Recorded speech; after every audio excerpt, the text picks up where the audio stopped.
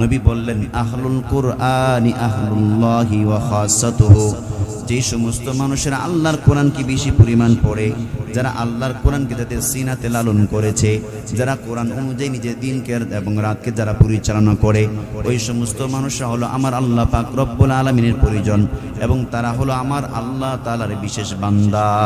সুবহানাল্লাহ বলেন। এই জন্য দুনিয়াতে কোরআন তেলাওয়াতটা আমাদের প্রত্যেকের জন্য লাজিম করে নিতে হবে।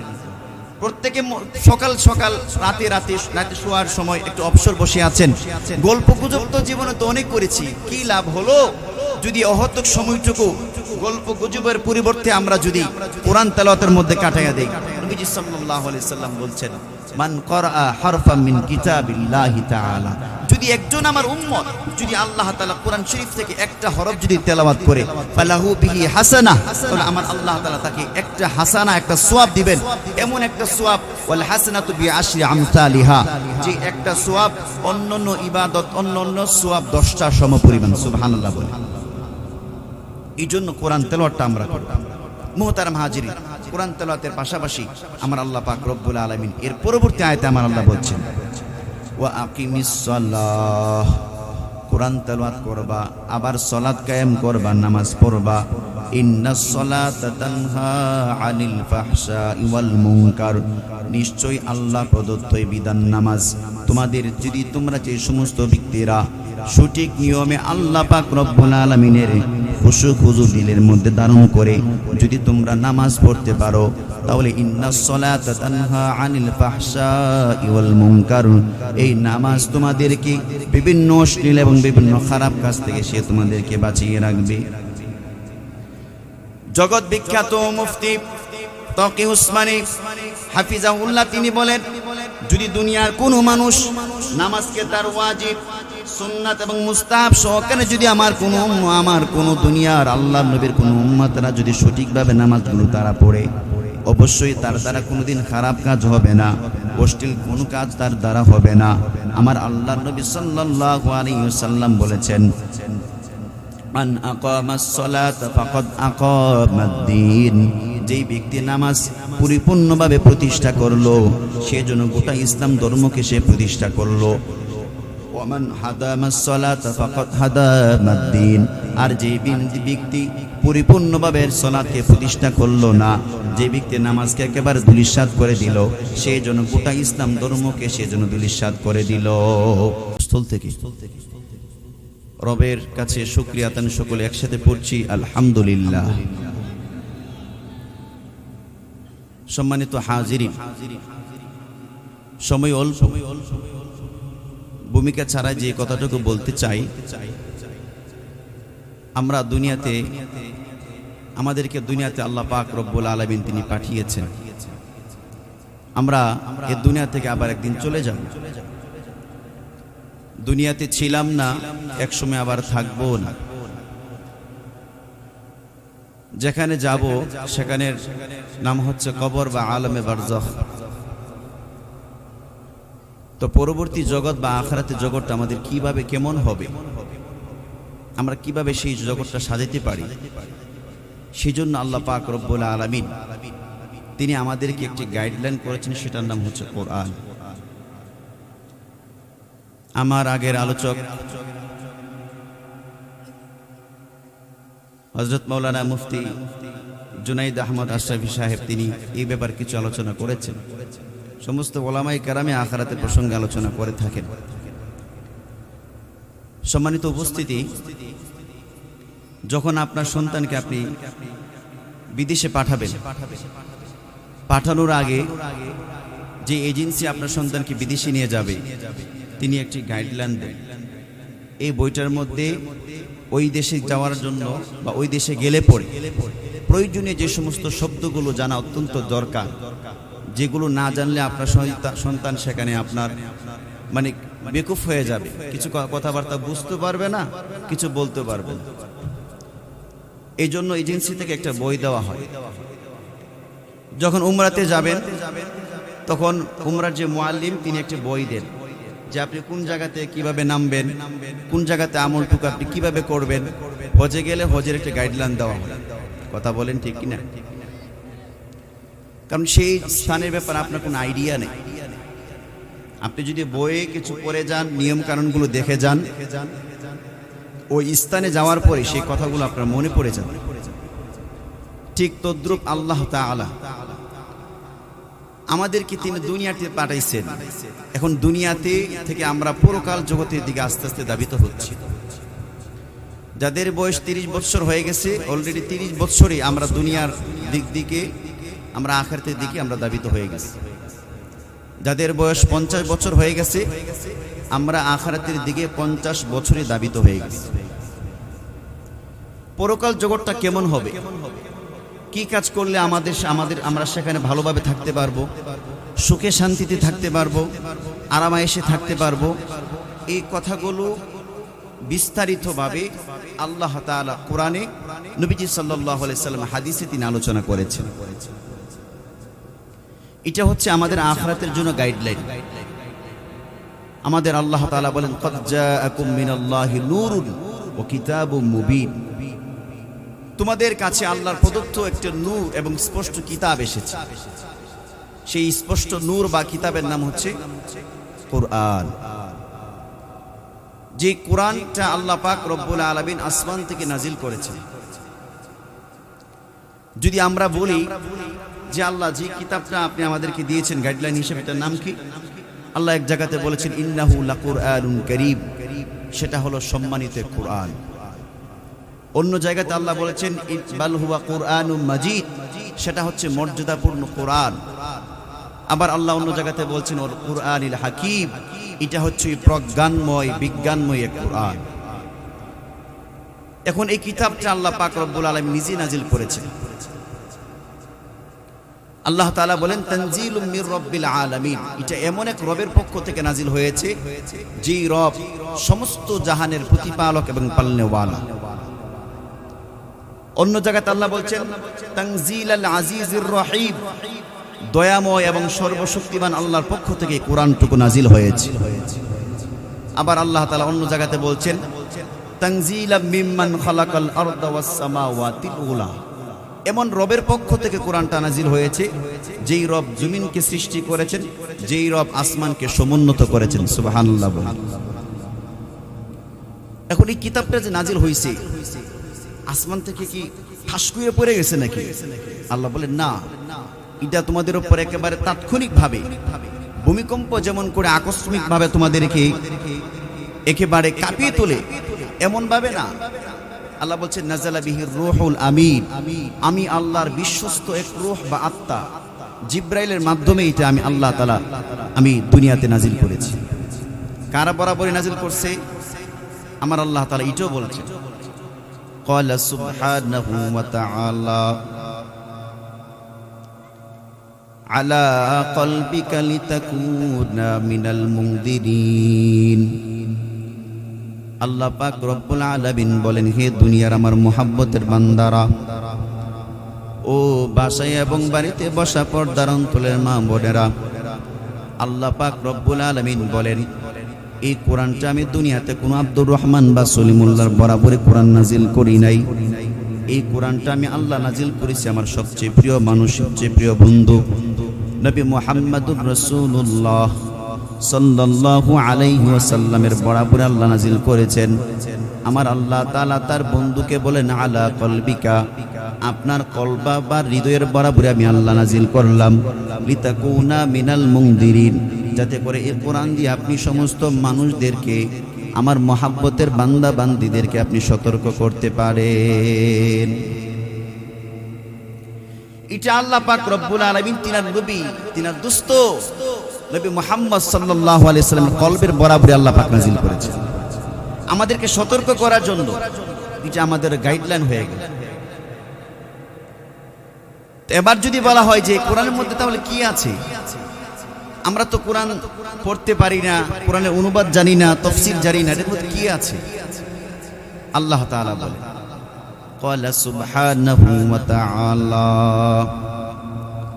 ইয়া আইয়ুহান নাসু ক্বাদ জাআতকুম মির রাব্বিকুম মাউইযা قد جاءتكم موعظة من ربكم وشفاء لما في الصدور আল্লাহ পাক রব্বুল আলামিন বলেন, ও আমার মহব্বতের বান্দারা, আমি আল্লাহ রব্বুল আলামিন কোরআনটা তোমাদের সামনে নাজিল করলাম। এই কোরআনের মধ্যে আমি আল্লাহ পাক রব্বুল আলামিন তোমরা দুনিয়াতে কেমনে চলবে, পরকাল জগতে কেমনে তোমরা সুখে স্বাচ্ছন্দ্যে থাকতে পারবে, এই ব্যাপারে বিস্তারিত আলোচনাগুলো আমি আল্লাহ পাক কোরআনের মধ্যে নাজিল করেছি। এটার মধ্যে আমি আল্লাহ পাক রব্বুল আলামিনের তরফ থেকে এটার মধ্যে সুন্দর সুন্দর ওয়াজ রাখা হয়েছে। ওয়া শিফাউল লিমা ফিস সুদূর, পাশাপাশি তোমাদের যে কলব আর হৃদয় আছে, তোমাদের যে দিল আছে, দিলের মধ্যে যে পরিমাণ রোগ আছে, রোগের মহা ঔষধ আমি আল্লাহ পাক রব্বুল আলামিন কোরআনের মধ্যে রেখেছি। ওয়া হুদাও ওয়া রাহমাতুল লিল মুমিনিন, পাশাপাশি দুনিয়ার মধ্যে থেকে তোমরা আখিরাতে জগতে যাওয়ার জন্য হেদায়েতের যে নৌকার উপরে তোমরা আরোহণ করবে, এই হেদায়েত আমি আল্লাহ পাক কোরআনের মধ্যে রেখেছি। ওয়া রাহমাতুল লিল মুমিনিন, আমি আল্লাহ পাক রব্বুল আলামিন এই কোরআনুল কারীমের মধ্যে তোমাদের সবার জন্য আমি আল্লাহ তাআলা রহমত রেখে দিয়েছি। কোরআনের মধ্যে আছে আল্লাহর পক্ষ থেকে আছে নসিহত, দিনের জন্য আছে কোরআনের মধ্যে ঔষধ, আরো আছে কোরআনের মধ্যে হিদায়াত, আরো আছে কোরআনের মধ্যে মানুষের জন্য রহমত। এই চারটা বৈশিষ্ট্য দিয়ে আমার আল্লাহ পাক রব্বুল আলামিন কোরআনকে নাজিল করেছেন। কোরআনকে নাজিল করে আমার আল্লাহ পাক রব্বুল আলামিন তিনার ঘনিষ্ঠ দোস্ত, তার সবচেয়ে প্রিয় মানুষ নবী মুহাম্মদুর রাসূলুল্লাহ সাল্লাল্লাহু আলাইহি ওয়াসাল্লামকে আমার আল্লাহ বলেন, উতলু মা উহিয়া ইলাইকা মিনাল কিতাব, হে আমার বন্ধু আপনি কোরআন তেলাওয়াত করেন। আপনার বরাবরই যা নাজিল করা হয়েছে আল্লাহর পক্ষ থেকে, যে কিতাবকে নাজিল করে দেওয়া হয়েছে, এই কিতাবকে আপনি তেলাওয়াত করেন। এই কিতাবের নাম হলো কোরআন। আমাদের নবীর উপরে যে কিতাব নাজিল করা হয়েছে এটার নাম কি? জুড়ে বলেন কি? মুহতারাম হাজিরিন, আগে একটু জানা দরকার, পৃথিবী থেকে আল্লাহর পক্ষ থেকে পৃথিবীতে 104 খানা কিতাব নাজিল হয়েছে। 104 খানা কিতাব নাজিল হয়েছে মানুষকে গাইডলাইন দেওয়ার জন্য। 100 খানাই সহিফা বলা হয়। 4 খানা কিতাব হলো সবচেয়ে বড় কিতাব। এর মধ্যে একটার নাম হচ্ছে তাওরাত, যে কিতাবটা আল্লাহ পাক মুসা নবীর উপর নাজিল করেছেন। একটা কিতাব নাম হচ্ছে ইনজিল, যে কিতাবটা আল্লাহ পাক ঈসা নবীর উপর নাজিল করেছেন। একটা কিতাবের নাম হচ্ছে জাবুর, যে কিতাবটা আল্লাহ পাক দাউদ আলাইহিস সালামের উপর নাজিল করেছেন। সবচেয়ে আযমুল কুতুব, সবচেয়ে বড় কিতাব, সবচেয়ে মর্যাদাপূর্ণ কিতাবের নাম হলো কোরআন। এই কোরআনটা আল্লাহ পাক আপনার আমার নবীর উপর নাজিল করেছেন। তো এই কিতাবটাকে তেলাওয়াত করার জন্য আল্লাহর পক্ষ থেকে হুকুম করা হচ্ছে, আমার দোস্ত তুমি তো দিনের বেলা দাওয়াত ও তাবলীগের কাজ করো, তুমি তো জিহাদ ফি সাবিলিল্লাহ করো, তুমি তো আত্মীয়স্বজনের খোঁজ খবর রাখো, তুমি তো অত অসহায় মানুষের অনেক সেবা যত্ন করো, এদের অনেক কল্যাণমূলক কাজকর্মগুলো তুমি করে যাও। এরপর আমি আল্লাহর পক্ষ থেকে তোমার বরাবর নির্দেশ হলো, উতলু মা উহিয়া ইলাইকা মিনাল কিতাব, এই যে কিতাবটা তোমার বরাবর আমি আল্লাহ নাজিল করেছি, এটাকে তুমি বেশি পরিমাণ তেলাওয়াত করো। আল্লাহ পাক রব্বুল আলামিন শুধু এই জায়গার মধ্যে নয়, আল্লাহ পাক রব্বুল আলামিন অন্য জায়গার মধ্যে দুনিয়ার সমস্ত মহব্বতের বান্দাদেরকে বলতেছেন, বান্দীদেরকে আমার আল্লাহ তাআলা বলতেছেন, ওয়া কুরআনাল ফাজর ইন্না কুরআনাল ফাজরি কানা মাশহুদা। আল্লাহ পাক রব্বুল আলামিন বলেন, ও আমার বান্দা বান্দীরা, তোমরা কোরআন তেলাওয়াত করো, বিশেষ করে তোমরা শেষ রাতে এবং ফজরের সময় কোরআন তেলাওয়াত করো। ফজর ওয়াক্তে যখন তুমি বেশি পরিমাণ কোরআন তেলাওয়াত করবা, রাতের বেলা আল্লাহর পক্ষ থেকে কিছু ফেরেশতাকে আমার আল্লাহ পাক দুনিয়াতে তাদের ডিউটি করার জন্য আমার আল্লাহ পাক প্রেরণ করেছেন। এই ফেরেশতারা ফজরের পর পর আসমানের মধ্যে উঠে যাবে, আবার আসমান থেকে ফজরের সময় এমন কিছু ফেরেশতা নাজিল হয়ে যান, তারা মাগরিবের আগ পর্যন্ত দুনিয়ার জমির মধ্যে তারা বিচরণ করবে। আমার আল্লাহ বলেন, ইন্না কুরআনাল ফাজরি কানা মাশহুদা। ও দুনিয়ার আমার মহব্বতের বান্দা এবং বান্দিরা, তোমরা যদি ফজরের সময় কোরআন তেলাওয়াত করতে পারো, তাহলে রাতের ফেরেশতারা এবং দিনের আগন্তুক ফেরেশতারা তারা সবাই তোমাদের কোরআন তেলাওয়াতের পক্ষে তারা সাক্ষী হয়ে থাকবে। এবার যদি আপনি বলেন, হুজুর তাহলে কেমনে কোরআন তেলাওয়াত করব? কোরআন তেলাওয়াত তো আমি করতে জানি না, আমাদের সময়কালীন তো কোরআন ওইভাবে পড়ার কোনো গুরুত্ব দুনিয়ার জমিনের মধ্যে ছিল না, অথচ আমার আল্লাহ পাক রব্বুল আলামিন এই সমস্ত হতাশাগ্রস্ত বান্দাদেরকে বলেন ফাকরাউ মা তায়াসসারা বিনাল কুরআন।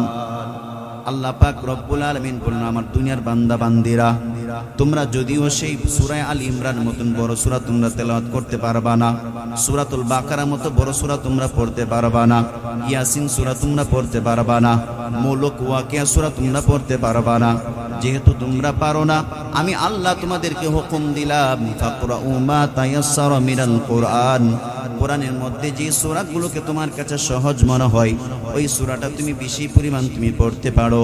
আপনি যদি বড় সূরা না পারেন তাহলে পড়েন বিসমিল্লাহির রহমানির রহিম, আলহামদুলিল্লাহি রাব্বিল আলামিন, আর রহমানির রহিম, মালিকি ইয়াউমিদ্দিন,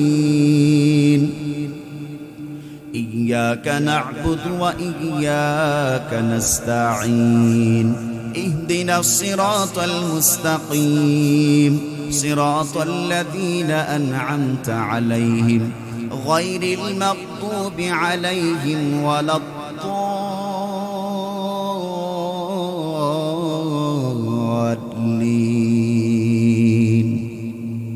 এই সূরাটা কি পারেন না নাকি?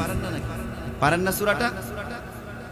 এরপরে আপনি বলেন বিসমিল্লাহির রহমানির রহিম, ইন্না আ'তাইনাকাল কাউসার ফাসাল্লি লিরাব্বিকা ওয়ানহার, ইন্না শানিআকা হুয়াল আবতার। এরপর আপনি পড়েন বিসমিল্লাহির রহমানির রহিম, কুল হুয়াল্লাহু আহাদ, আল্লাহুস সামাদ, লাম ইয়ালিদ ওয়া লাম ইউলাদ ওয়া লাম ইয়াকুল লাহু কুফুয়ান আহাদ। এইভাবে আপনি ছোট্ট ছোট্ট সূরাগুলো আপনি যখন তেলাওয়াত করবেন আমার আল্লাহ তাআলা আরশে আজিম থেকে তিনি আপনাকে দেখতেছেন। আপনি যে আপনার জবানগুলো নেড়ে নেড়ে আপনি যে আল্লাহ পাক রব্বুল আলামিনের পবিত্র কালামুল্লাহ মাজিদের ছোট ছোট দামি দামি সূরাগুলো পড়তেছেন, আমার আল্লাহ পাক রব্বুল আলামিন যখন দেখবেন বান্দা আমার বড় সূরা পড়তে পারে না কিন্তু ছোট্ট সূরা পড়ে বান্দা তার হাল ছাড়ে নাই, আমি আল্লাহ তাআলা বড় হাফেজে কোরআন, বড় আলেম, কোরআন তেলাওয়াত পড়ে যে পরিমাণ মর্যাদা সে আমি আল্লাহ তরফ থেকে পাবে, একজন গ্রাম্য মানুষ, একজন সাধারণ ইমানদার সে যখন ছোট্ট ছোট্ট সূরাগুলো সে যখন তার মুখ দিয়ে পড়বে আমার আল্লাহ পাক রব্বুল আলামিন আলেমের সম পরিমাণ তার আমলনামাতে সওয়াবগুলো জমা করে দিবেন। একবার রাসূল সাল্লাল্লাহু আলাইহি ওয়াসাল্লামের দরবারে জিবরাইল আলাইহিস সালাতু ওয়াস সালাম আগমন করেন।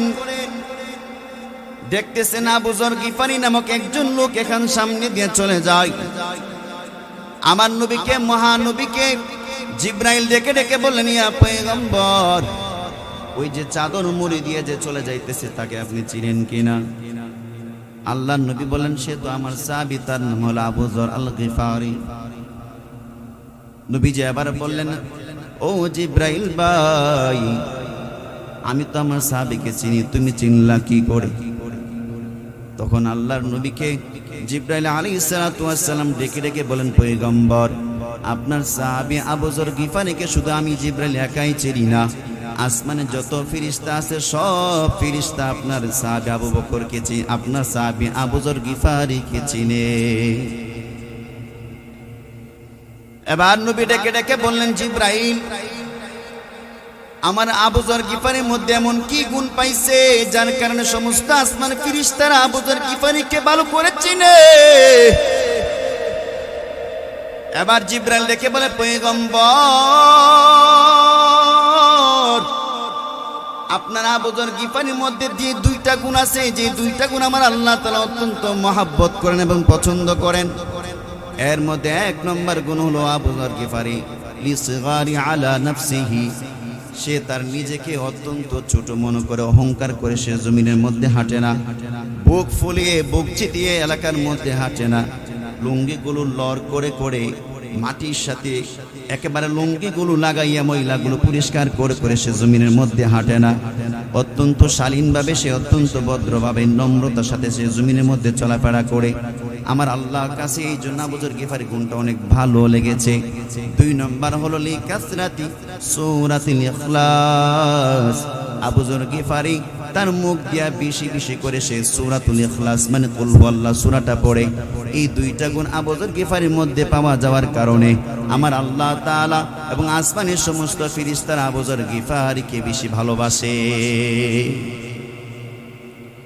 তার মানে কুল হুয়াল্লাহ সূরাটা আবু যর গিফারি পড়ার কারণে আল্লাহ তাআলা আবু যর গিফারিকে ভালোবাসেন। আসমানের লক্ষ লক্ষ অগণিত ফেরেশতারা আবু যর গিফারিকে অনেক অনেক পছন্দ করেন। এই জন্য আপনি যদি ছোট্ট ছোট্ট সূরাগুলো পড়েন আল্লাহ আপনাকে মহব্বত করবেন। হাদিসের মধ্যে আসছে বুখারী এবং মুসলিমের বর্ণনায় রাসূল একজন সাহাবী ছিল উসাইদ বিন হুযাইর রাদিয়াল্লাহু তাআলা আনহু। তিনি রাতের বেলায় কোরআনুল কারীম হাতে নিয়ে তিনি সূরাতুল বাকারা তেলাওয়াত করতেছিলেন। কোরআন যখন তিনি তেলাওয়াত করতেছেন তিনি দেখলেন তিনার ঘরে তিনার বসার স্থানের পাশে ছিল একটা ঘোড়া। ঘোড়া বারবার শুধু লাফাইতেছে। আবার তিনি কোরআন তেলাওয়াতকে বন্ধ করে দিলেন, আবার ঘোড়াটা কোরআন বন্ধ করে দিলেন, ঘোড়াও লাফানো বন্ধ হয়ে গেল। তিনি যখন আবার কোরআন তেলাওয়াত করতে আরম্ভ করলেন ঘোড়া আবার লাফানি শুরু করে দিয়েছে। তিনার পাশে ছিল তিনার সন্তান, নাম তার ইয়াহইয়া। তিনি ভাবলেন ঘোড়া না জানি আবার লাফ মেরে আমার সন্তান ইয়াহইয়াকে আবার মাটির সাথে পিষে ফেলে। এই জন্য তিনি কোরআন তেলাওয়াত বন্ধ করে দিলেন, আবার কোরআন তেলাওয়াত করলেন। এবার তিনি কোরআন তেলাওয়াত করে তিনি যখন ঘর থেকে বের হলেন দেখলেন আসমান থেকে জমিন পর্যন্ত সাদা সাদা রেখা, একটা আলোক রশ্মি আসমান থেকে তার বাড়ির উঠান পর্যন্ত লম্বা একটা রেখা, যেটা নূর ঝলমল ঝলমল শুধু করতেছে। উসাইদ বিন হুযাইর রাদিয়াল্লাহু তাআলা আনহু এটা দেখে অত্যন্ত আশ্চর্যান্বিত হয়ে গেলেন। এরপরে তিনি সকালবেলা মহানবী সাল্লাল্লাহু আলাইহি ওয়াসাল্লামের দরবারে গিয়ে হাজির হয়ে গেলেন। ডেকে ডেকে বললেন, পয়গম্বর, রাতের বেলা কোরআন করতেছিলাম, আমি দেখলাম কোরআন তেলাওয়াত করার সময় আমার ঘোড়াটা লাফায়, আবার কোরআন তেলাওয়াত বন্ধ করে দিলে ঘোড়াটা লাফানি বন্ধ করে দেয়, আবার কোরআন তেলাওয়াত চালু করলে ঘোড়াটা আবার লাফানি শুরু করে দেয়।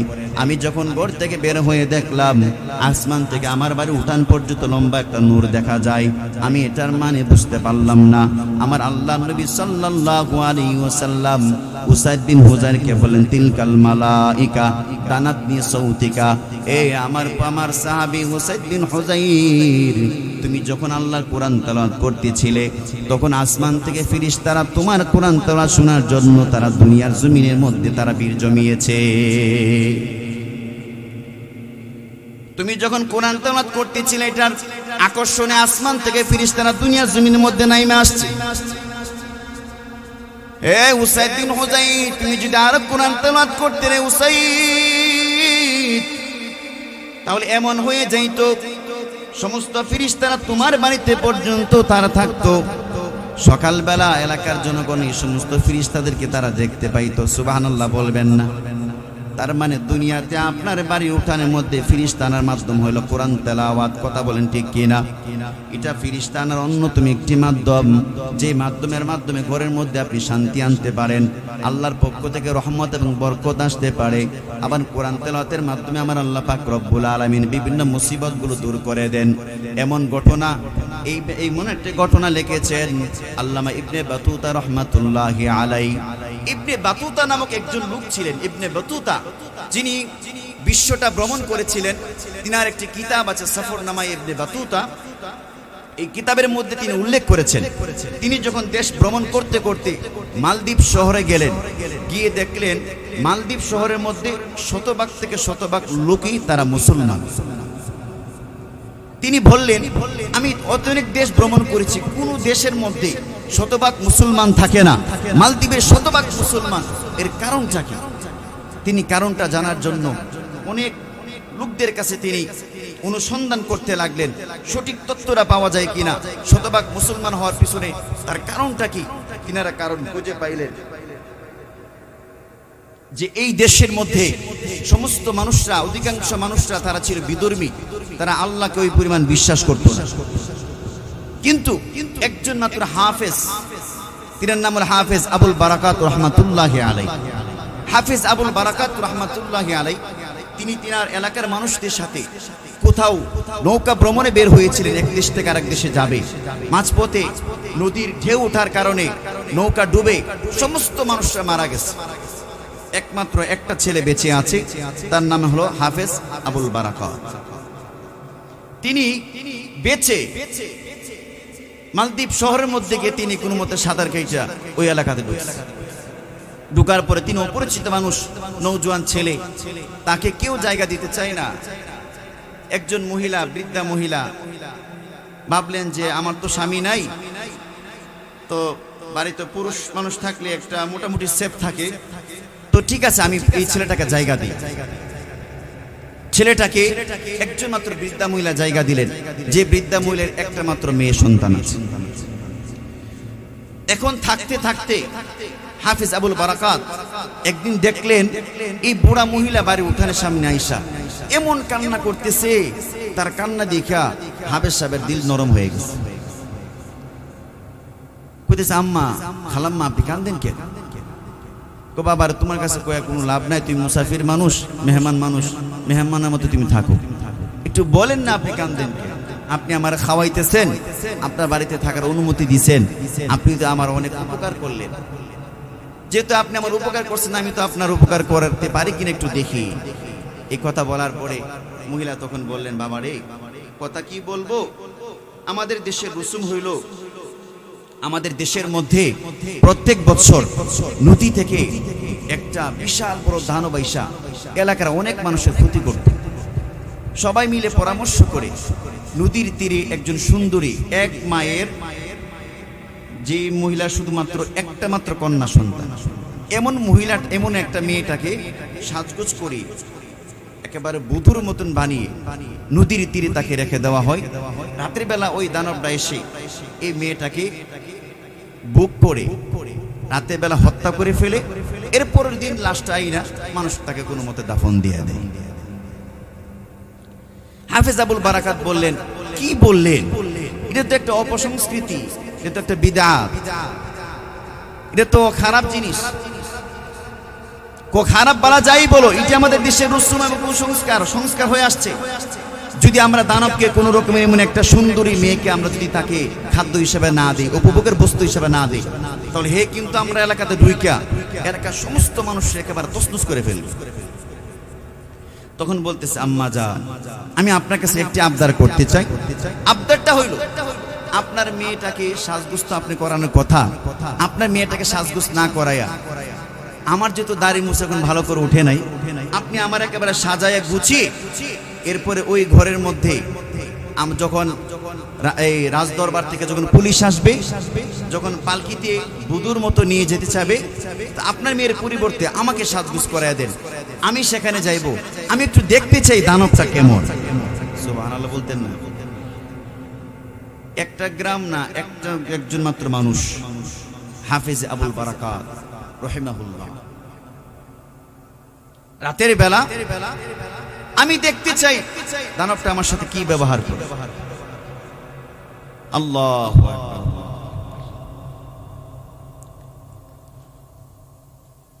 দিনের বেলা সাজগোজ করি বধূ বেশে আয় হাফেজ সাহেবরে সাজাই দেওয়া, সাজাইয়া দিয়ে এখন বাড়িতে পয়সা বেশি, রাজ দরবার থেকে পুলিশ আসছে, আইসা তারা গ্রেফতার করে, মানে তারে পালকির মধ্যে নিয়ে একেবারে নদীর তীরে যাইতেছে। নদীর একটা ঘর ছিল, নির্দিষ্ট ঘর, ওই ঘরের মধ্যে এবার এই হাফেজ সাহেবরে রাইখা দিয়ে আসছে। আস্তে আস্তে রাত হইতে লাগলো, একলা মানুষ তো নদীর পার, আবার আসে দানব, ভিতরে ডর আছে না নাই? আমরা কুড়িঘরের মানুষ, আবার এত ডরা না। হাফেজ সাহেব মানুষ রাত হইতেছে, মাগরিবের নামাজ পড়লেন, বিভিন্ন আমল করে করে শরীরটা বন্ধ করলেন। রাত যখন গভীর হইতেছে, ভিতরে একটা অজানা ভয় কাজ করতেছে, না জানি কেমন দানব আসতেছে, না জানি আমাকে আমার জীবনটাকে তছনছ করে ফেলে। আল্লাহু আকবার। রাত যখন গভীর হলো, দেখলো বিশাল এক দেহ নিয়ে এক দানব নদীর মাঝখান থেকে সে উঠতেছে। হাফেজ সাহেবের একটু ভয় লাগছে।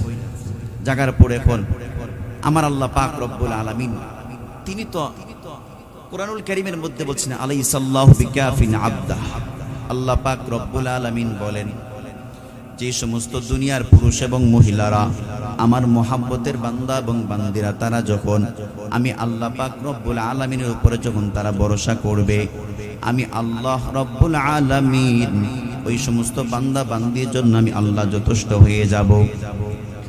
এবার বিশাল বড় দানব যখন নদীর মাঝখান থেকে উঠতে আরম্ভ করলেন,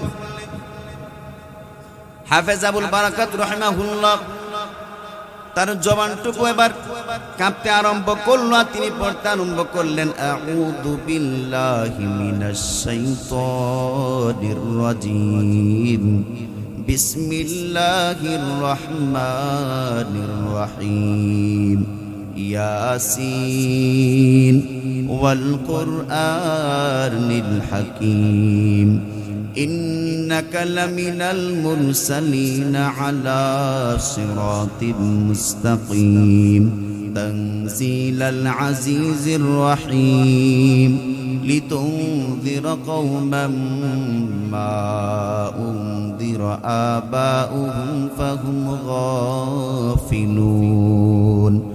হাফেজ আবুল বারাকাত রাহমাতুল্লাহি আলাইহি রাতের এই ভয়ে ভয়ে দিলটাও কেঁপে উঠল, জবানটুকু তিনার কাঁপতে কাঁপতে তিনি যখন এই মুহূর্তে পবিত্র কোরআন শরীফের সূরা ইয়াসিন যখন তেলাওয়াত করতে আরম্ভ করলো, তিনি দেখতেছেন দানবটা তিনার দিকে বারবার ধাবিত হওয়ার চেষ্টা করতেছে, আর অন্যদিকে কি সে জানে দানবটাকে বাধা দিতেছে হাফেজ সাহেবের কাছে আসতে। হাফেজ সাহেবের কাছে কোনোভাবেই দানবটা আসতে পারতেছে না। তিনি বারবার তিনার তেলাওয়াতের আওয়াজটুকু তিনি বাড়াইয়া দিচ্ছেন, দানবটুকু তিনার সামনে আর আসতেছে না। এবার তেলাওয়াত করতে করতে কোনো মতে হাফেজ আবুল বারাকাত রাহমাতুল্লাহি আলাইহি তেলাওয়াত করতে করতে তিনি রাত পার করে দিলেন। দানব তিনার কাছে কোনো মতে যখন আসতে পারলো না, সকালবেলা রাজদরবার থেকে পুলিশ আগমন করলো। পুলিশ আইসা হাফেজ আবুল বারাকাত রাহমাতুল্লাহি আলাইহিকে, তো তিনি তো জানেন না কেন যে হাফেজ সাহেব যে বসে আছে, তিনি ভাবলেন যে নারীকে রাতের বেলা আমরা বধূ সাজাইয়া দিয়া গেছি, সম্ভবত এক নারী মরে আছে, তার মৃতদেহটা আমরা নিয়ে দাফন করে দিব। পুলিশ আইসা অত্যন্ত আশ্চর্যান্বিত হয়ে গেলেন, দেখেন এখানের মধ্যে কোনো নারী না, একজন পুরুষ এই নির্দিষ্ট জায়গার মধ্যে বসে আছে। এবার পুলিশ ডেকে ডেকে বলেন, হে নওজোয়ান যুবক, কি ব্যাপার তুমি এই জায়গার মধ্যে কেন রাতের বেলা? আমরা তো গতকালকে এখানে একজন সুন্দরী রমণীকে দিয়ে গেলাম, আর তুমি আজকে এই জায়গার মধ্যে তুমি বসে আছো, কি ব্যাপার? এবার যুবক ডেকে ডেকে বলতেছেন, ও পুলিশেরা, আমাকে তোমরা গতকালকে বধূ বেশে এখানে রাইখা দিয়া গিয়েছিলাম, আমি আমার চেহারাটাকে সম্পূর্ণভাবে ঢেকে রেখেছিলাম। আমি আসলেই গতকালকে সেই নারী বেশি সেই পুরুষ যাকে তুমি রাতকালকে আমাদেরকে তুমি দেখো নাই। এবার ডেকে ডেকে বললেন, তুমি কি রাতের বেলা এই নদীর মধ্যে কি কোনো দানব তুমি দেখো নাই? মাজিদ দিয়া তার সাথে মোকাবেলা করেছি। পুলিশটা বলল, আল্লাহর কোরআন মাজিদ আবার কোনটা? বলে, একটা কোরআন আছে, যে কোরআনটা আমার হাতে নাই, কিন্তু এই কোরআনটাকে আল্লাহ তাআলা আমার সিনার মধ্যে দিয়ে রেখেছেন। এবার বললেন, তোমার কথা বিশ্বাস করব না, চলো রাজার দরবারে, তুমি চলো রাজার দরবারে। এবার এই হাফেজ সাহেবকে নিয়ে যাওয়া হলো। রাজা বললেন, কি ব্যাপার, ঘটনাটা তুমি আমার সামনে পরিপূর্ণভাবে বিস্তারিত তুমি খুলে বলো। এবার হাফেজ সাহেব রাতের সম্পূর্ণ ঘটনাটা রাজাকে পরিপূর্ণভাবে বিস্তারিত খুলে বললেন। রাজা বললেন, এখন আমি পরিপূর্ণভাবে বিশ্বাস করতে পারি নাই, তবে আগামী বছর ঠিক একই দিনে তোমাকে আমরা সাজিয়ে আবার এই ঘরের মধ্যে রাখবো। যদি আগামী বছরে যদি তুমি ওই দানবের মোকাবেলা করতে পারো, তাহলে আমি এবং আমার সমস্ত প্রজা মিলে তোমার হাতে হাত রেখে তোমার আনিত ধর্ম আমরা গ্রহণ করে নিব। দেখতে দেখতে প্রহর গুনতে গুনতে 1 বছর হয়ে গেল। আবার নির্দিষ্ট ওই দিনের মধ্যে হাফেজ আবুল বারাকাত রাহমাতুল্লাহি আলাইহি নিয়ে যাওয়া হলো ওই নদীর পারে, ওই ঘরের মধ্যে তিনারা আবার রেখা দিয়ে আসলেন। কিন্তু আল্লাহর কুদরত বোঝা যায় না। হাফেজ আবুল বারাকাত রাহমাতুল্লাহি আলাইহি তিনি সন্ধ্যার পর থেকে কোরআন তেলাওয়াত করতেছেন। ওই দিন আর ওই নদী থেকে কোনো দানবে আর বের হয় নাই। সকালবেলা রাজদরবার থেকে পুলিশ আগমন করলো। আইসা দেখে তিনি আগের মতন সুস্থ সবলে তিনি তাঁবুর মধ্যে বসে আছেন। এবার রাজদরবারে নিয়ে যাওয়া হলো। রাজা আবার ডেকে ডেকে বলল, নওজোয়ান যুবক, আমরা বিশ্বাস করেছি তুমি যে তোমার মধ্যে যে আল্লাহর কোরআন আছে সেই গ্রন্থটাও একটা সত্য গ্রন্থ, সেই কিতাবটাও সত্য, এবং তুমি যে আল্লাহর ইবাদত করো সেই স্রষ্টাও সত্য। সুতরাং আমরা সবাই, আমি আমার জনগণ সবাই তোমার হাতে হাত রেখে তোমার ধর্ম আমরা গ্রহণ করে নিব। এই জন্যই সফরনামা ইবনে বতুতার মধ্যে আল্লামা ইবনে বতুতা বলেন, ওই সময় সমস্ত রাজা এবং রাজার সমস্ত প্রজা সকলেই এই হাফেজ আবুল বারাকাতের হাতে হাত রেখে তারা কালিমা পড়ে মুসলমান হয়েছে। এই জন্যই এই দেশের সমস্ত মানুষরা একমাত্র ইসলাম ধর্মে বিশ্বাসী, এছাড়া অন্য ধর্মের কোনো লোক আমাদের এই দেশের মধ্যে নাই। এই জন্য মুহতারাম হাজিরিন, তাহলে আল্লাহ কোরআন পড়লে যেমন আল্লাহ আসমান থেকে রহমত নাজিল করেন, আবার আল্লাহর কোরআন পড়লে আমাদের জীবন থেকে মুসিবত দূর হয়ে যায়। কথা বলেন ঠিক কি না? এই জন্য এই কোরআনটাকে বেশি বেশি পড়ার জন্য আল্লাহ পাক আমাদেরকে হুকুম করছে। আমার আল্লাহর নবী সাল্লাল্লাহু আলাইহি ওয়াসাল্লাম হাদিসের মধ্যে বলছেন, ক্বালা রাসূলুল্লাহ সাল্লাল্লাহু আলাইহি ওয়াসাল্লাম খায়রুকুম মান তাআল্লামাল কুরআনা ওয়া আল্লামা। হযরত আলী বিন আবি তালিব রাদিয়াল্লাহু তাআলা আনহু বলেন, আল্লাহর নবী বললেন, যে সমস্ত ব্যক্তিরা দুনিয়ার মধ্যে যারা কোরআন শিখে এবং যারা কোরআন মাজিদ অপরকে শেখায়, তারা হলো দুনিয়ার মধ্যে শ্রেষ্ঠ মানুষ, সবচেয়ে সেরা মানুষ। আমার আল্লাহর নবী অন্য এক হাদিসের মধ্যে বলছেন, ইন্না লিল্লাহি আহলিনা মিনান নাস। নবী বলেন, এ আমার মানুষের উম্মতেরা শোনো, দুনিয়াতে আল্লাহর অনেক প্রিয়জন এবং পরিজনরা দুনিয়ার জমিনের মধ্যে রয়েছে। সাহাবে বললেন, মান হুম ইয়া রাসূলুল্লাহ, ওগো আল্লাহর নবী, আল্লাহর আবার প্রিয়জন দুনিয়ার জমিনের মধ্যে আছে নাকি? নবী বলল, হ্যাঁ অবশ্যই আল্লাহর প্রিয়জন এবং আল্লাহ তাআলার পরিবারের লোকেরা দুনিয়ার মধ্যে আছে। সাহাবায়ে কেরাম বললেন, তাহলে তারা কারা? নবী বললেন, আহলুল কুরআনি আহলুল্লাহি ওয়া খাসাতুহু, যে সমস্ত মানুষেরা আল্লাহর কোরআনকে বেশি পরিমাণ পড়ে, যারা আল্লাহর কোরআনকে তাদের সিনাতে লালন করেছে, যারা কোরআন অনুযায়ী নিজের দিনকে এবং রাতকে যারা পরিচালনা করে, ওই সমস্ত মানুষরা হলো আমার আল্লাহ পাক রব্বুল আলামিনের পরিজন এবং তারা হলো আমার আল্লাহ তাআলার বিশেষ বান্দা। সুবহানাল্লাহ বলেন। এই জন্য দুনিয়াতে কোরআন তেলাওয়াতটা আমাদের প্রত্যেকের জন্য লাজিম করে নিতে হবে। প্রত্যেকে সকাল সকাল রাতে শোয়ার সময় একটু অবসর বসে আছেন, গল্প গুজব তো জীবনে তো অনেক করেছি, কি লাভ হলো যদি অহতক সময়টুকু গল্প গুজবের পরিবর্তে আমরা যদি কোরআন তেলাওয়াতের মধ্যে কাটাইয়া দেই। নবীজি সাল্লাল্লাহু আলাইহি সাল্লাম বলছেন, মান করা হারফাম মিন কিতাবিল্লাহি তাআলা, যদি একজন আমার উম্মত যদি আল্লাহ তাআলা কোরআন শরীফ থেকে একটা হরফ যদি তেলাওয়াত করে, ফালাহু বিহি হাসানাহ, তাহলে আমার আল্লাহ তাআলা তাকে একটা হাসানা, একটা সওয়াব দিবেন। এমন একটা সওয়াব, ওয়াল হাসানাতু বিআশরি আমসালিহা, যে একটা সওয়াব অন্যান্য ইবাদত অন্যান্য সওয়াব 10টা সমপরিমাণ। সুবহানাল্লাহ বলে। এই জন্য কোরআন তেলাওয়াতটা আমরা করব। মুহতারাম হাজিরিন, কোরআন তেলাওয়াতের পাশাপাশি আমার আল্লাহ পাক রব্বুল আলামিন এর পরবর্তী আয়াতে আমার আল্লাহ বলছেন, ওয়া আকিমিস সালাহ, কোরআন তেলাওয়াত করবা, আবার সালাত কায়েম করবা, নামাজ পড়বা। ইন্নাস সালাতা তানহা আনিল ফাহশাই ওয়াল মুনকার, নিশ্চয়ই আল্লাহ প্রদত্ত এই বিধান নামাজ তোমাদের, যদি তোমরা যে সমস্ত ব্যক্তিরা সঠিক নিয়মে আল্লাহ পাক রব্বুল আলামিনের খুশু খুজু দিলের মধ্যে ধারণ করে যদি তোমরা নামাজ পড়তে পারো, তাহলে ইন্নাস সালাতা তানহা আনিল ফাহশাই ওয়াল মুনকার, এই নামাজ তোমাদেরকে বিভিন্ন অশ্লীল এবং বিভিন্ন খারাপ কাজ থেকে সে তোমাদেরকে বাঁচিয়ে রাখবে। জগৎ বিখ্যাত মুফতি তকি উসমানী হাফিজাহুল্লাহ তিনি বলেন, যদি দুনিয়ার কোনো মানুষ নামাজকে তার ওয়াজিব সুন্নাত এবং মুস্তাহাব সহকারে যদি আমার কোনো দুনিয়ার আল্লাহর নবীর কোনো উম্মতরা যদি সঠিকভাবে নামাজগুলো তারা পড়ে, অবশ্যই তার দ্বারা কোনোদিন খারাপ কাজ হবে না, অশ্লীল কোনো কাজ তার দ্বারা হবে না। আমার আল্লাহর নবী সাল্লাল্লাহু আলাইহি ওয়াসাল্লাম বলেছেন, মান আকামাস সালাতা ফাকাদ আকামাদ-দ্বীন, যেই ব্যক্তি নামাজ পরিপূর্ণভাবে প্রতিষ্ঠা করলো, সেজন্য গোটা ইসলাম ধর্মকে সে প্রতিষ্ঠা করলো। ওয়ামান হাদামাস সালাতা ফাকাদ হাদামাদ-দ্বীন, আর যে ব্যক্তি পরিপূর্ণভাবে সালাতকে প্রতিষ্ঠা করলো না, যে ব্যক্তি নামাজকে একেবারে ধূলিসাৎ করে দিল, সেই জন্য গোটা ইসলাম ধর্মকে সে জন্য ধূলিসাৎ করে দিল। নামাজের সাথে গোটা ইসলাম ধর্মের একটা অত্যন্ত গভীর সম্পর্ক আছে। নামাজ যে ব্যক্তি প্রতিষ্ঠা করতে পারছে সেজন্য ইসলাম ধর্মটাকে প্রতিষ্ঠা করলো, যে ব্যক্তি নামাজ প্রতিষ্ঠা করতে পারে নাই সেজন্য গোটা ইসলাম ধর্মকে একেবারে যেন ধূলিসাৎ করে। এই জন্য নামাজ পড়া দরকার আমাদের, আছে না নাই? জোরে বলেন। নামাজ তো ভালো লাগবে না, অথচ নামাজের মাধ্যমে আমার প্রিয় নবী সাল্লাল্লাহু আলাইহি ওয়াসাল্লাম এবং সাহাবায়ে কেরাম আল্লাহর কাছ থেকে তারা সরাসরি সাহায্য টেনে টেনে এনেছে। সুবহানাল্লাহ বলে। অথচ এই নামাজ আমাদের কাছে অবহেলিত হয়ে গেছে, আমরা নামাজ পড়তে রাজি না। আমার আপনার নবী রাহমাতুল লিল আলামিন সরকারে দু আলম নবী, তিনার ওয়াফাতের সময় তিনি একমাত্র তিনার জবান দিয়ে যে কথাটা বের করতেছিলেন সেটা হচ্ছে সালাত সালাত। আমার উম্মত নামাজ, নামাজ ছাড়বে না। দুনিয়ার ভাইয়েরা আমার, এই জন্য এই নামাজ আমাদের জীবনে, আমাদের জীবনকে সুন্দর করবে নামাজ, আমাদের আখিরাতকে সুন্দর করবে নামাজ। নামাজের মধ্য দিয়ে আমরা প্রত্যেক দিন আমরা আল্লাহ পাক রব্বুল আলামিনের সাথে কথাবার্তা বলার মতো সুযোগ আমাদের তৈরি হয়।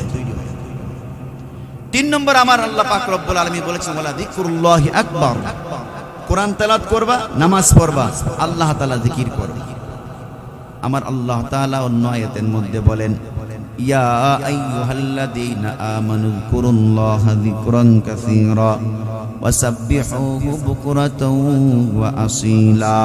ও দুনিয়ার ঈমানদারেরা, আমি আল্লাহ পাক রব্বুল আলামিনের পক্ষ থেকে তোমাদের বরাবরই নির্দেশ দেওয়া হলো উযকুরুল্লাহা কাসীরা, তোমরা বেশি পরিমাণ আমি আল্লাহ তাআলার জিকির করো। আমি আল্লাহ পাক রব্বুল আলামিনকে তোমরা বেশি পরিমাণ করো, স্মরণ করো। ঘুম থেকে সজাগ হয়ে আমি আল্লাহকে তুমি স্মরণ করবা। এই এলাকার মুসলমানেরা, নামাজ এবং জিকিরের মাধ্যমে আমার আল্লাহ পাক রব্বুল আলামিন আমাদেরকে অত্যন্ত সংরক্ষণের স্থানের মধ্যে রাখেন।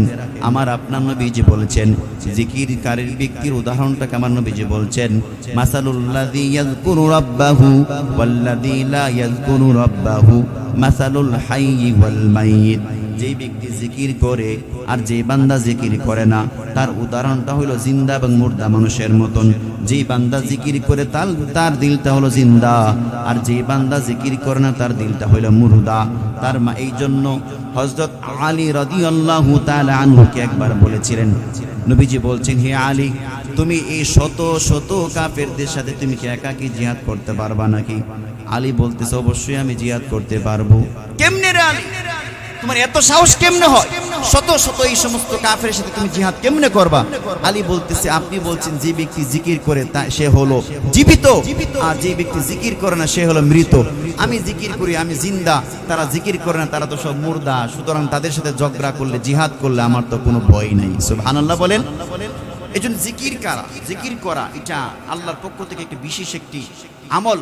নবীজি সাল্লাল্লাহু আলাইহি সাল্লাম বলেছেন, যে ব্যক্তি জিকির করে তার উদাহরণটা নবীজি বলছেন এমন ভাবে যে তুমি এক জায়গা দিয়ে ভ্রমণ করেছো, কোথাও যাইবা, পিছনে তোমার শত্রু দাওয়া করেছে, এরপরে তুমি সামনে তোমার একটা সংরক্ষণাগার, একটা তুমি দুর্গ পেয়েছো, যে দুর্গের মধ্যে তুমি প্রবেশ করেছো, এরপরে তোমার দুশমনরা তোমাকে আর ছুঁইতে পারে নাই। ঠিক তদ্রূপ যে ব্যক্তি জিকির করলো সে আল্লাহ সম্পূর্ণ সংরক্ষণের দুর্গের মধ্যে ঢুকে গেল, আর যে ব্যক্তি জিকির করলো না সেই জন্য শয়তান তাকে স্পর্শ করার সুযোগটুকু তাকে দিয়ে দিল।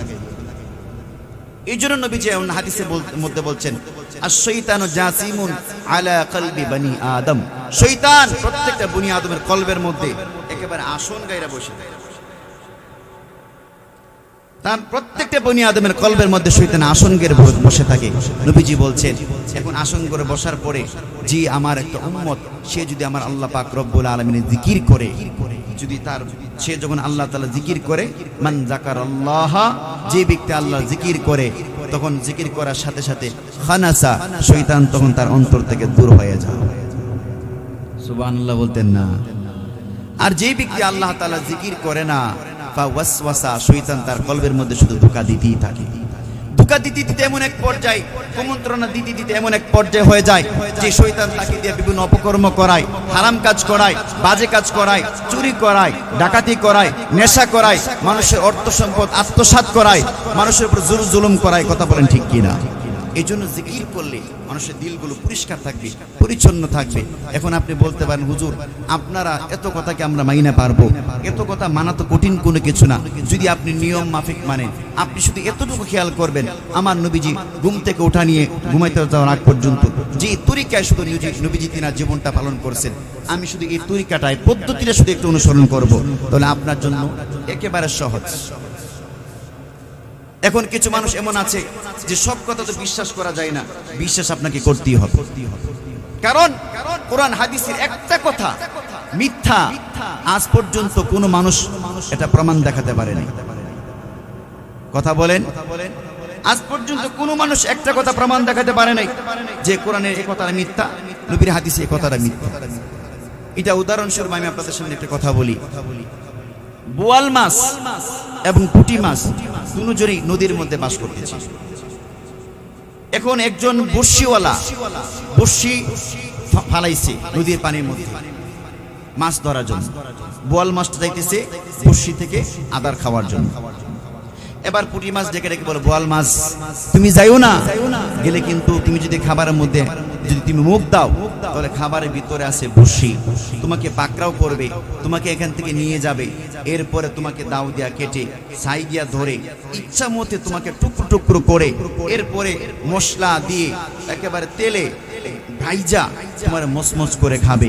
বোয়াল মাছ বলতেছে, পুঁটি তোর মতো ছোট মাথাওয়ালার প্রাণীর কাছ থেকে আমার এখন পরামর্শ নিয়ে চলতে হবে না, আমার মাথারা কিন্তু তোর চেয়ে ছোট না। কথা বলেন, বোয়াল মাছের সাথে কি পুঁটি মাছের মাথা তুলনা আছে? আমার মাথা কিন্তু তোর মতো ছোট না, তোর কাছ থেকে আমার পরামর্শ নিয়ে চলতে হবে। ঠিক আছে, আপনি আমার পরামর্শ না শুনলে আপনি যান। বোয়াল মাছ এবার আস্তে আস্তে হেঁটে হেঁটে যখন একেবারে তার এই পাখা বাওয়াইতে বাওয়াইতে আস্তে আস্তে গেল, সে গিয়ে টুক করে যখন আদারে মুখ দিল, এমনিই তো বর্ষিওয়ালা টান মাছ টান দিয়ে তাকে একেবারে মাটিতে উঠাই ফেলছে। বাড়িতে নিয়ে ছাই দিয়া ধরে একেবারে দাও দিয়া কেটে লবণ মরিচ মেখে একেবারে কড়াইয়ের মধ্যে ফেলে ভাজি করে মসমস করে খাইল। এখন এই যদি বোয়াল মাছটা যদি আগে যদি পুঁটি মাছের কথাটাকে বিশ্বাস করতেন, তাহলে কোনোদিন এই বর্ষিওয়ালা তাকে ধরতে পারে না এবং তাকে নিয়ে ছাই দিয়া ধরে কাইটা টুকরো টুকরো করে লবণ মরিচ মেখে রান্না করতে পারে না। কথা বলেন ঠিক কিনা? ঠিক তদ্রুপ ভাবে আমাদের সমাজের মধ্যে কিছু মানুষ আছে যে এই সমস্ত সব আলেমের কথাকে বিশ্বাস করতে হইব। হ্যাঁ, আমি কি কম বুঝি নাকি? আমি কোরআন হাদিস কম বুঝি না, আমার একটা বুঝ আছে, সুতরাং এই সমস্ত এই হুজুরদের কথা তো বিশ্বাস করা দরকার নাই। যারা হুজুরদের কথা বিশ্বাস করে না, তারা আখিরাতের যখন তারা চলে যাবে, কবরে যখন তারা পাড়া দিবে, তখন তারা বুঝতে পারবে যে কত দানে কত চাইল। আল্লাহর কঠিনতম ফেরেশতারা তার সাথে কতটুকু দুর্ব্যবহার করে, সে তখন আফসোস করবে, হাই রে, কেন আমি কোরআন মানলাম না। কথা বলেন ঠিক কিনা? কোরআনের কথা মানলে জান্নাতি হওয়া যায়, কোরআনকে না মানলে জাহান্নামী বনে যায়। দুনিয়া তো আসে কষ্ট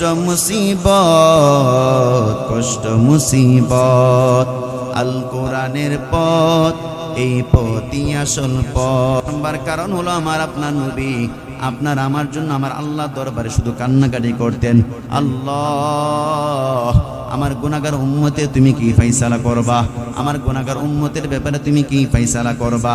একবার আমার আপনার রাহমাতুল লিল আলামিনের নবীর দরবারের মধ্যে জিবরাইল আগমন করে বলতেছেন, ইয়া পয়গম্বর, কি ব্যাপার, আপনি আপনার উম্মতের ব্যাপারে তো বিষণ্ণতা কেন আপনি ভোগ করেন?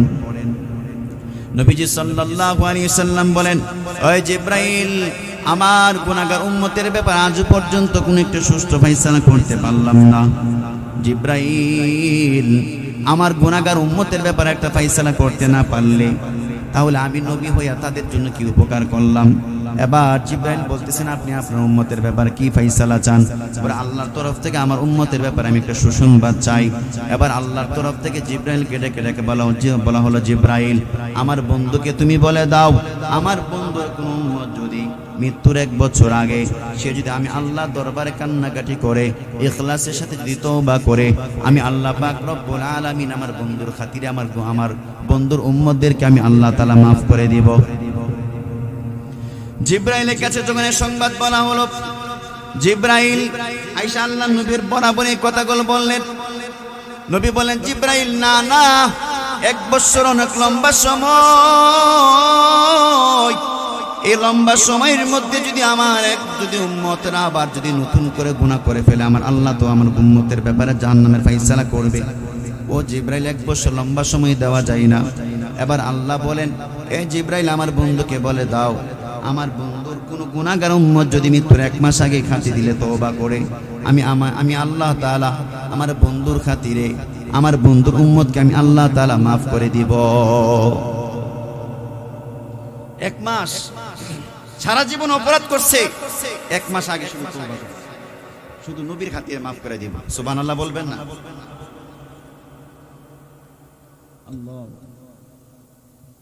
এবার জিবরাইলকে তখন আমার আল্লাহর নবী বলে, না, 1 মাস তো লম্বা সময়, 1 মাস সময় দেওয়া যাবে না। এবার আমার আপনার নবী রাহমাতুল লিল আলামিন আবার কান্নাকাটি করা আরম্ভ করলেন। আমার আল্লাহ পাক রব্বুল আলামিন বলে, জিবরাইল আমার বন্ধু আবার কেন কান্না করে? এবার জিবরাইল আলাইহিস সালাতু ওয়াস সালাম বলেন, আল্লাহ আপনার বন্ধু বলতেছে 1 মাস মৃত্যু না, 1 মাস আগে যদি তওবা করে, এটা নাকি লম্বা সময়। 1 মাসের মধ্যে আবার যদি তার গুনাহগার উম্মত যদি আবার নতুন কোনো গুনাহ করে ফেলে, তাহলে তার ব্যাপারে জাহান্নামের ফয়সালা করবেন। এটা আপনার বন্ধু কোনো মতে সে মেনে নিতে পারে না। এবার জিবরাইল আলাইহিস সালাতু ওয়াস সালাম কে আমার আল্লাহ তাআলা ডেকে ডেকে বলেন, পয়গম্বর তুমি বলে দাও, আমার কোন বান্দা বান্দি যদি মৃত্যুর 1 সপ্তাহ আগে যদি খাঁটি দিলে তওবা করে, আমি আল্লাহ তাআলা অতীতে সব গুনাহগুলোকে মাফ করে দিব। এবার যখন এই সংবাদটা নবীর কাছে বলে দেওয়া হলো, নবী এবারও সন্তুষ্ট হন না, আর ডেকে ডেকে বলেন, জিবরাইল ভাই 1 সপ্তাহ তো বড় লম্বা সময়, না না এমন একটা সময় তাকে দেওয়া যাবে না, আর একটু সময়টুকু কমায়ানো যায় কিনা একটু চেষ্টা করে দেখেন। জিবরাইল আবার আল্লাহর কাছে ডেকে বললেন, আমার আল্লাহ আপনার বন্ধু বলতেছে 1 সপ্তাহ সময় নাকি বড় লম্বা সময়, এই সময়ের ভিতরে তার গুনাহগার উম্মত নতুন করে গুনাহ করে ফেলবে, আবার তো জাহান্নামের কারণ হয়ে যাবে। এবার আমার আল্লাহ পাক রব্বুল আলামিন সর্বশেষ আমার বন্ধু আমার আল্লাহ তাআলা তিনার বন্ধুর খাতিরে যে কথাটুকু বললেন, ও আমার জিবরাইল আমার বন্ধুকে বলো, যদি বন্ধুর কোন উম্মত মৃত্যুর যে একটা গড়গড় যে একটা ডাক আছে একজন প্রাণীর বা একটা মানুষের, মৃত্যুর গড়গড় ডাকটা তার কণ্ঠের মধ্যে আসার আগে যদি আমার কোনো মহাব্বতের বান্দা বান্দিরা যদি তওবা করে, আমি আল্লাহ তাআলা আমার বন্ধুর খাতিরে আমার সেই মহাব্বতের বান্দা বান্দিদের তওবাগুলো কবুল করে আমি আল্লাহ অতীতে সব গুনাহগুলো মাফ করে দিব। এভাবে নবীজি সাল্লাল্লাহু আলাইহি ওয়াসাল্লাম আল্লাহর কাছে কেঁদে কেঁদে আমাদেরকে মাফ করার জন্য অনেকগুলো কথা তিনি দুনিয়ার জমিনের মধ্যে বলে গেছেন। অথচ আজকে আমরা সেই নবীর উম্মত হইলাম, নবীর সুন্নাত হলো একদিকে, আমরা চলি অন্যদিকে। আমাদের মধ্যে কোরআন তেলাওয়াত নাই, আমাদের মধ্যে আল্লাহর বিধান নামাজ নাই, আল্লাহর জিকির আজকার নাই। টুকু যাও সুন্নতে আহমদ কুজা বা মুহাম্মদ কাইবুয়াত নিসবত তোরা। নবীর সুন্নত হলো একদিকে, আমরা চলতেছি অন্যদিকে। সুন্নতের সাথে আমাদের কোনো সম্পর্কই নেই, আমরা তো শুধু শুধু উম্মত দাবি করতেছি, সুন্নতের সাথে আমাদের কোনো মৌলিকভাবে কোনো সম্পর্ক নাই। কথা বলেন ঠিক কিনা? এই যে বিবাহ শাদী উপলক্ষে আমাদের যে সমস্ত গাঁও গ্রামের মধ্যে যে বিশাল কয়েকটা ডেস্ক আইনা গান বাজনা করে এলাকার বাসীর ঘুমগুলো নষ্ট করে দেওয়া হয়, এটা তো মনে হয় নবীজির একটি গুরুত্বপূর্ণ সুন্নাত। কথা বলেন। অনেক মানুষরা একসাথে বসে বিভিন্ন সমালোচনা করে, বদনাম করে, শিকায়াত করে নিজের পাপের পাল্লাগুলো ভারী করতেছেন, এটাও তো কোনো না, এটা তো কোনো সুন্নাত না, নবীর আখলাকের মধ্যে এটাও না, অথচ তো করতেছে। আল্লাহু আকবার। অনেক সময় দেখা যায় আমাদের মা বোনদের মধ্যে একটি স্বভাব আছে, তিনারা 3-4 জন মহিলা জন একসাথে বসলে পুরা গাঁও গ্রামের পুরা মহল্লা যত বদনাম আছে এখানে বাইকটা সির একেবারে মনে করেন ব্লেন্ডার করে কথা বলেন। এটা হলো আমাদের অবস্থা। আমাদের আখলাক, আমাদের চরিত্রগুলোতে পরিবর্তন করতে হবে ভাই। কবে আমরা সংশোধন হব? এখনো যদি নবীর সুন্নতগুলো আমরা না বুঝি, নবীর সুন্নতের গুরুত্ব বুঝে বিদুর্মীরা তারা কামিয়াব হয়ে গেছে, সফল হয়ে গেছে, আর আমরা নবীর উম্মত দাবি করি, নবীর সুন্নতের সাথে আমাদের কোনো তাআল্লুক নেই, কোনো সম্পর্ক নেই। নবীর এক একটা সুন্নতের দাম কি পরিমাণ। নবীজি সাল্লাল্লাহু আলাইহি সাল্লাম বলছেন, আমার কোন উম্মত যদি একটা সুন্নতকে জিন্দা করে ফিতনা ফাসাদের জমানায়, قال رسول الله صلى الله عليه وسلم من أحيا سنتي عند زمان فاسد فله 100 أجر شهيد। নবীজি বললেন, আমার কোন গুনাহগার উম্মতেরা যদি ফিতনা ফাসাদের জমানার মধ্যে একটা সুন্নাতকে জিন্দা করে, আমার আল্লাহ তাআলা খুশি হয়ে তার আমল নামাতে 100 গলা কাটা শহীদের সওয়াব জমা করে দিবেন। এই সুন্নতগুলোকে আমরা যদি এখন পালন না করি, কবে করব? এই সুন্নতের সাথে আমাদের একটা গভীর সম্পর্ক থাকতে হবে। আমাদের খানা পিনা থেকে শুরু করে নি, আমাদের ঘুম, আমাদের লেনদেন, আচার আচরণ সবকিছুর মধ্যে রাসূলের সুন্নাহগুলোকে ফুটিয়ে তুলতে হবে।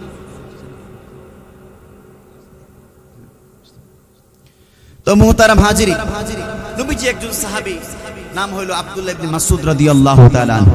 নবীজি মসজিদে নববীর মধ্যে দাঁড়িয়ে তিনি খুতবা দিচ্ছিলেন। এর মধ্যে খুতবার মাঝখানে তিনি বলতেছিলেন, ইজলিসু, তোমরা বসো। আব্দুল্লাহ ইবনে মাসউদ রাদিয়াল্লাহু তাআলা আনহু তিনি বাহিরে ছিলেন।